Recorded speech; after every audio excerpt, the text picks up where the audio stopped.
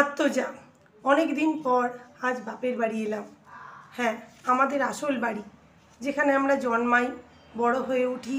সময়ের সঙ্গে সঙ্গে সেটাই যেন অনেক দূরে চলে যায়। ঠিক যেমন মা দুর্গা কদিনের জন্য বাপের বাড়িতে আসেন, আমরাও ঠিক তেমনই আসি, কুটুমের মতো। মাঝে মাঝে শ্বশুরবাড়ি হয়ে যায় আমাদের নিজের বাড়ি। আমরা যখন যাই, মা বাবা কি করবে, কি খাওয়াবে ভেবে পায় না। আজ যখন পৌঁছালাম, ওখানে প্রায় 6 মাস পর সকলকে দেখে ভীষণ আনন্দ হলো। মধ্যে শরীরটা একটু খারাপ হয়েছিল, হিমোগ্লোবিন ভীষণ কমে গিয়েছিল, রক্তও দিতে হয়েছিল, তাই কয়েক মাস আসতে পারিনি। না হলে অন্তত মাসে একবার আসি।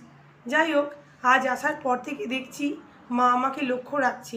যতই আমি সবার সাথে গল্প করছি, মা কাজের মধ্যেও আমার দিকে তাকাচ্ছে। একবার আমার হাত দেখছে সে, একবার চোখ দেখছে, একবার বলছে জিভটা দেখি। আমি হেসে বললাম, কী গো, তুমি ডাক্তার কবে থেকে হয়ে গেলে? তারপর খাওয়া দাওয়া শেষে মা এবার জেরা শুরু করলো।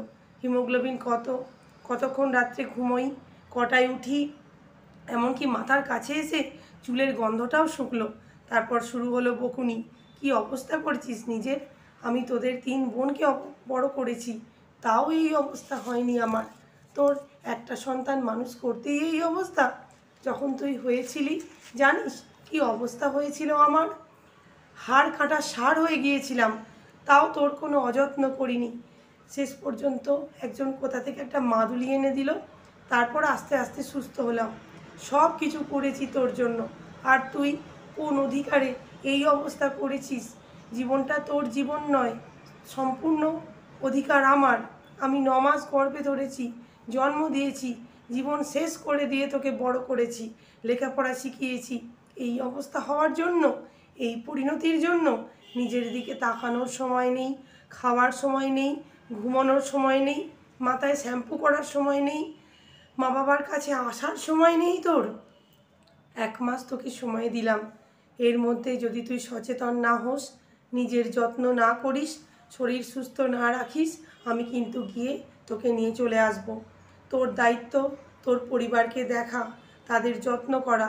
তুই যদি নিজের শরীর খারাপ করে তাদের বিপদে ফেলিস, তাহলে তো এটা ঠিক কথা নয়। মায়ের গর্জন শুনে আমার অন্তরাত্মা কেঁপে উঠল। বুঝতে পারলাম আমি মায়ের আত্মা, আত্মজা, মায়ের আত্মার অংশ। মা নিজের কোনো অসুবিধে বরদাস্ত করে নেবে, কিন্তু তার আত্মার কোনো ক্ষতি মা বরদাস্ত করবে না।